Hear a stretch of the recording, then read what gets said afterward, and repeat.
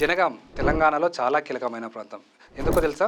హైదరాబాద్ నుండి కేవలం 1 అవర్ దూరంలోనే ఉన్న ఈ ప్రాంతం తెలంగాణ రాష్ట్రం ఏర్పడిన తర్వాత డిస్ట్రిక్ట్‌గా మారింది.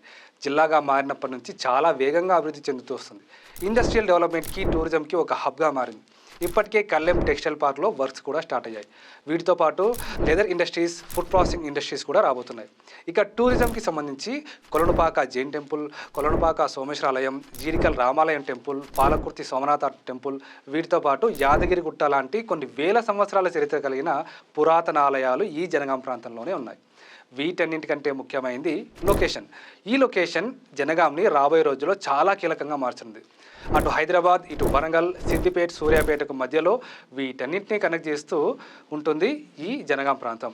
హైదరాబాద్ ఔటర్ రింగ్ నుండి కేవలం 1 అవర్ దూరంలో, సెకండ్ క్యాపిటల్ అయిన వరంగల్ నుండి కేవలం 1 అవర్ దూరంలో, రాజకీయంగా కీలకమైన సిద్దిపేటకి 1 అవర్ దూరంలో, విజయవాడ హైవేలోని సూర్యాపేటని 1 అవర్లోనే కనెక్ట్ చేస్తుంది ఈ జనగాం ప్రాంతం. రోడ్ అండ్ రైల్వే ట్రాన్స్పోర్టేషన్ ఇప్పటికే ఉంది.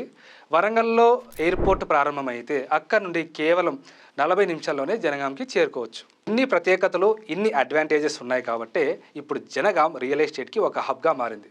జనగాంలో ల్యాండ్ మీద ఇన్వెస్ట్మెంట్ చేస్తే రాబోయే రోజుల్లో చాలా మంచి రిటర్న్స్ వస్తాయి.